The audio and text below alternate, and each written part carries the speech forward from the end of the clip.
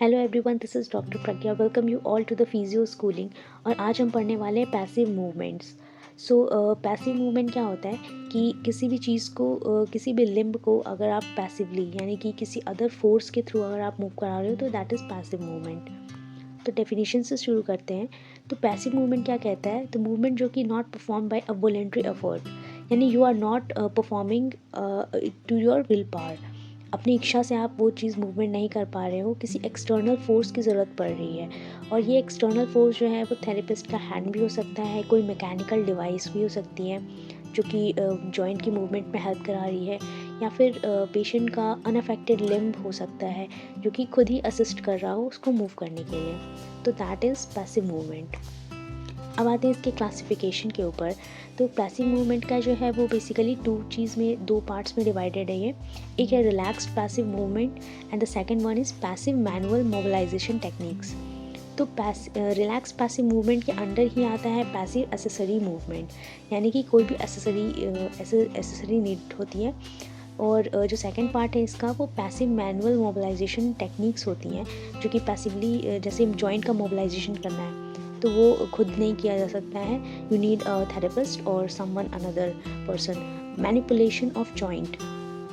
Third point is controlling substance stretching of tightened structure, जैसे कि जो भी टाइटेंड स्ट्रक्चर्स हैं उनकी स्ट्रेचिंग्स के लिए तो you definitely need some help और असिस्टेंस।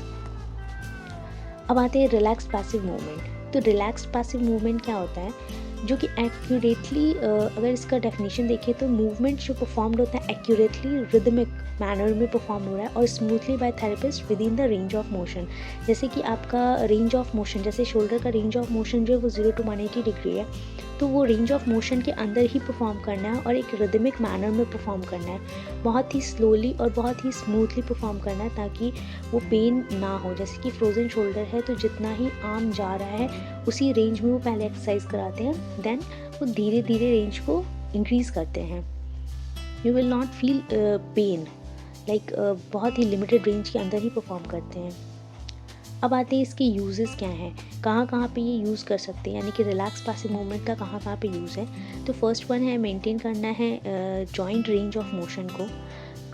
मतलब जैसे कि अगर मूवमेंट रोक दिया तो और भी रेस्ट्रिक्ट हो सकती है आपकी जॉइंट की कंडीशन, और कनेक्टिव टिश्यू मोबिलिटी के लिए भी ज़रूरी है। जो सेकंड पॉइंट है वो है प्रिवेंट करता है adhesion in the joint, like contractures बन जाएंगे, एडिशंस हो जाएंगे तो वो जॉइंट नहीं मूव करेगा। Third point is the enhance synovial movement for articular nutrition. Synovial fluid यानी कि सर्कुलेशन अगर प्रॉपर है तो वो साइनोवियल फ्लूइड भी बना रहेगा, बढ़ता रहेगा, जो कि आर्टिकुलर न्यूट्रिशंस के लिए ज़रूरी है। फोर्थ वन इज़ मिनिमाइज़ कर देता है ये टफनेस ऑफ मायोफिब्रिल्स। एग्जैक्टली अगर वो मायोफिब्रिल्स को टफनेस को अगर आपकी जॉइंट जो है वो प्रॉपरली मूव कर रही है तो जो मायोफिब्रिल्स का जो टफनेस है वो रिलैक्स करेगा, जो कॉन्ट्रैक्चर्स नहीं बनेंगे, उसमें नोड्यूल्स नहीं बनेंगे, and proper blood circulation fluid movement की वजह से वो प्रॉपर वर्क करेगी मसल्स, तो फिब्रिल्स मायोफिब्रिल्स बढ़ने के चांसेस कम हैं। The fifth one is the decrease the spasticity. Temporarily spasticity को कम कर देता है बिकॉज ऑफ ब्लड सर्कुलेशन और मूवमेंट की वजह से। सिक्स्थ, अल्टीमेटली अगर मूवमेंट करा रहे हैं तो ब्लड सर्कुलेशन भी इंक्रीज़ होगा। और सेवन्थ इज़ पेन को डिक्रीज़ करेगा। तो प्रॉपर अगर फ्लूइड का मूवमेंट हो रहा है, अगर फ्लूइड कहीं पे रुक नहीं रहा तो पेन का चांसेस कम होते हैं, बिकॉज जितने भी रिसेप्टर्स होते हैं सराउंडिंग में वो सब एक्टिवेट हो जाते हैं, स्टिमुलेट हो जाते हैं और इनहिबिट कर देते हैं पेन रिसेप्टर्स को। अब आते हैं जो प्रिंसिपल्स क्या कहता है कि किस प्रिंसिपल पे ये वर्क करता है आपका रिलैक्स पैसिव मूवमेंट। तो फर्स्ट वन इज़ रिलैक्सेशन। सबसे पहले किसी भी ट्रीटमेंट को स्टार्ट करने से पहले या किसी भी एक्सरसाइज को परफॉर्म करने से पहले सबसे पहले पेशेंट को रिलैक्स करना बहुत ज़रूरी है to gain the maximum effort और to gain the maximum result. Second point is fixation. तो फिक्सेशन ऑफ जॉइंट, जैसे किसी का भी मूवमेंट करा रहे हैं, जैसे कि शोल्डर का ही करवा रहे हैं तो जॉइंट फिक्सेशन यानी कि आपका जो शोल्डर है वो एक्रोमियन प्रोसेस के पास में फिक्स्ड होना चाहिए, ओके, ताकि आपका जो स्कैपुला है वो फिक्स्ड होना चाहिए ताकि उसका मूवमेंट ना हो, पर्टिकुलर जिस जॉइंट का मूवमेंट करना है वो मूव करे। Third one is the support. अगर सपोर्ट होगा तो वो इफ़ेक्टिवली वर्क करेगा। अगर पेन है तो वो पेन को भी हटाने में, दूर करने में वो हेल्प करेगी। ट्रैक्शन, अगर ट्रैक्शन प्रॉपरली, ट्रैक्शन और स्ट्रेच कह सकते हैं, अगर प्रॉपरली ट्रैक्शन और स्ट्रेच है तो एक अच्छा रिजल्ट आएगा। फिफ्थ पॉइंट इज़ रेंज, अगर रेंज के अंदर वर्क करें, यानी कि इफ़ यू प्रॉपरली नो कि कौन से जॉइंट का कितना डिग्री ऑफ मूवमेंट है, लाइक फ्लेक्शन कितने डिग्री तक करता है, एक्सटेंशन कितने डिग्री तक होता है, लेटरल और मीडियल रोटेशन कितना होता है, then you can effectively work on the joint. Sixth is speed and duration, like speed और ड्यूरेशन मैटर करता है, डिपेंड करता है कंडीशन टू कंडीशन, डिपेंड करता है पेशेंट टू पेशेंट कि कितना वो बियर कर सकता है। एकदम से बहुत ज़्यादा फास्टली मूव नहीं करना होता एंड बहुत ज़्यादा स्लोली भी नहीं, मतलब एक मॉडरेट रेंज होना चाहिए, एक स्पीड होनी चाहिए, उसके बीच में गैप होना चाहिए, रेस्टिंग आवर होना चाहिए और resting period of 20 to 30 seconds का रेस्ट। ड्यूरेशन, कितने ड्यूरेशन के लिए करा रहे हैं, यानी कि अगर किसी भी एक्सरसाइज को परफॉर्म करा तो वो कितनी देर का होगा। अगर बहुत ज़्यादा करा दिया, बहुत ज़्यादा विगरसली करा दिया और बहुत लॉन्ग ड्यूरेशन के लिए करा दिया तो पेशेंट एग्जॉस्ट हो सकता है। फिजियोथेरेपी स्टांस, इसकी ज़रूरत पड़ती है, लाइक बहुत सारी जो रिक्वायरमेंट्स होती हैं उनको देखते हुए, these are the important things. 8 point is repetitions matter करते हैं अगेन, अगर बहुत ज़्यादा रिपीटिशंस नहीं, बहुत ज़्यादा कम नहीं, लिमिटेड रेंज के अंदर, जैसे कि 10 to 15 minimum. 9 is sequence, sequence भी मैटर करता है, अगर हम सीक्वेंसली कर रहे हैं, अगर सीक्वेंस के मैनर में कर रहे हैं तो वो इफ़ेक्टिवली आपकी जॉइंट की मोबिलिटी को हेल्प करेगा। लाइक जो न्यूरो के कंडीशंस होते हैं उनमें सबसे पहले जो है वो हम प्रॉक्सिमल टू डिजिटली जॉइंट्स को एक्सरसाइज करते हैं, जैसे कि प्रॉक्सिमल जॉइंट को पहले करा ट्रीट, देन डिजिटल पे गए। और वैसे ही अगर फ्लूइड का ड्रेनेज करना हुआ हो तो हम डिजिटल टू प्रॉक्सिमल आते हैं ताकि वो इफ़ेक्टिवली जॉइंट और फ्लूइड का ड्रेनेज हो सके। ठीक है, तो दीज आर द 10 पॉइंट्स जो कि प्रिंसिपल्स के अंडर कवर होता है। इंडिकेशंस ऑफ पैसिव मूवमेंट, तो कौन कौन सी ऐसी इंडिकेशंस हैं जिनको पैसिव मूवमेंट कराने से पहले ही देखना चाहिए। तो अगर मेंटेन करना है जॉइंट रेंज ऑफ मोशन, अगर पेशेंट बहुत हैवी है और वो खुद नहीं कर पा रहा है उस मूवमेंट को तो हम पैसिव मूवमेंट्स करवाते हैं। सेकेंड वन इज़ इंक्रीज़ करता है जॉइंट रेंज ऑफ मोशन को, अगर इंक्रीज़ करना है पैसिवली, अगर पेनफुल है कंडीशन और वो खुद नहीं कर पा रहे हैं और ये कंडीशन के अकॉर्डिंग ज़रूरी भी है कि उसका मूवमेंट कराए, as in a case of frozen shoulder. So इसमें हम ये परफॉर्म कर सकते हैं। और अगर पेन को डिक्रीज़ करना हो तो भी रिलैक्सेशन के लिए, अल्टीमेटली रिलैक्सेशन ये करता है तो रिलैक्सेशन को देखते हुए भी ये करा सकते हैं।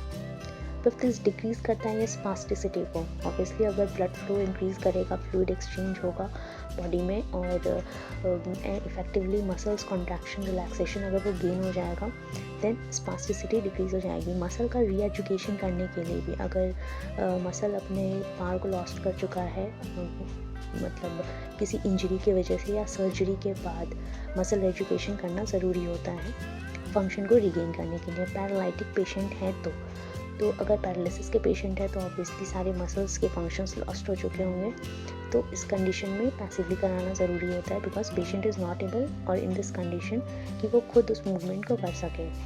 8 इज़ मेंटेन करता है फिजियोलॉजिकल प्रॉपर्टी ऑफ मसल, किसी भी मसल की फिजियोलॉजिकल प्रॉपर्टी को मेंटेन करने के लिए, लाइक एक्टिन मायोसिन का एक्शंस को परफॉर्म करने के लिए और इफेक्टिवली उस पर वर्क करने के लिए, उसको मेंटेन करने के लिए, कैल्शियम आयन एक्सचेंज के लिए, तो इन सब की प्रॉपर्टी के अकॉर्डिंग ये बहुत इंपॉर्टेंट होता है ताकि ये प्रॉपर ब्लड सर्कुलेशन हो।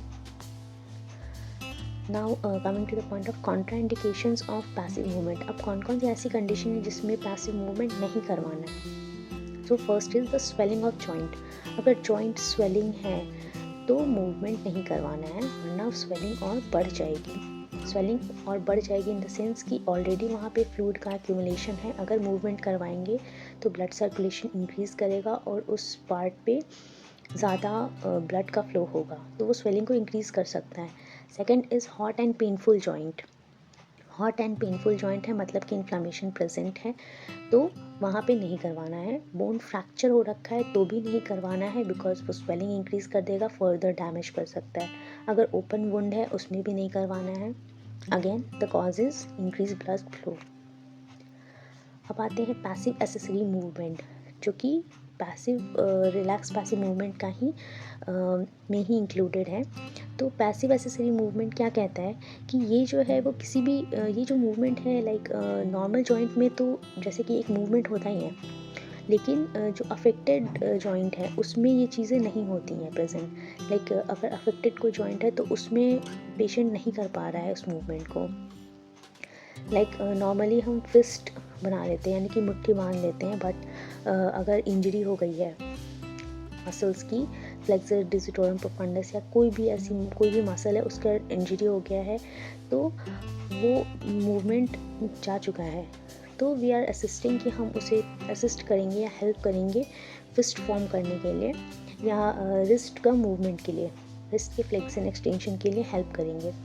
It consist of gliding and rotational movement, यानी कि इसमें ग्लाइड्स भी देते हैं, जैसे कि शोल्डर मोबिलाइजेशन में भी ग्लाइडिंग देते हैं, ग्लाइडिंग मूवमेंट देते हैं, इंटीरियर ग्लाइडिंग, पोस्टीरियर ग्लाइडिंग, ताकि वो मूवमेंट को गेन कर सकें। और ये जो है वो पेशेंट खुद से तो परफॉर्म नहीं कर सकता, so you need a therapist और समवन अनदर जो कि इस मूवमेंट को परफॉर्म कराए एक रिदमिक मैनर में। इसके जो प्रिंसिपल्स हैं वो दो प्रिंसिपल है। The first is relaxation and second is fixation. Ultimately किसी भी ट्रीटमेंट को शुरू करने से पहले रिलैक्स होना बहुत ज़रूरी है। अगर पेशेंट रिलैक्स नहीं है तो मे बी चांसेस हैं कि कोई मसल ओवर स्ट्रेच हो जाए या फिर डिस्कम्फर्ट क्रिएट करे। Second is fixation. अगर फिक्सेशन ऑफ जॉइंट्स हैं, अगर स्टेबिलिटी है, जॉइंट की स्टेबिलिटी जो जिस जगह का, जैसे कि स्कैपुला, अगर शोल्डर का ही कर रहे हैं तो स्कैपुला जो है वो बिल्कुल फिक्स्ड होना चाहिए, उसके नीचे टावल लगा दो या एल्बो के नीचे टावल लगा दो ताकि इफेक्टिवली एंटीरियर पोस्टीरियर ग्लाइड दे सकें आप शोल्डर पे। इसके जो इफेक्ट्स एंड यूजेस है वो कहाँ है। The first one is the joint stiffness, second is adhesion formation, again muscular insufficiency, muscular reeducation के लिए अगर मस्कुलर एट्रोफी हो गई है उसमें इंक्रीज रेंज ऑफ मोशन को इंक्रीज़ करना है और मेंटेन करना है जॉइंट की मोबिलिटी को, ताकि मूवमेंट बना रहे और कंडीशन इम्प्रूव होती रहे, रेंज बढ़ता रहे। So these are all the indications और इफेक्ट और इसके uses. Thank you for today. We will come back और इसके फर्दर पार्ट्स को भी देखेंगे आगे। Thank you.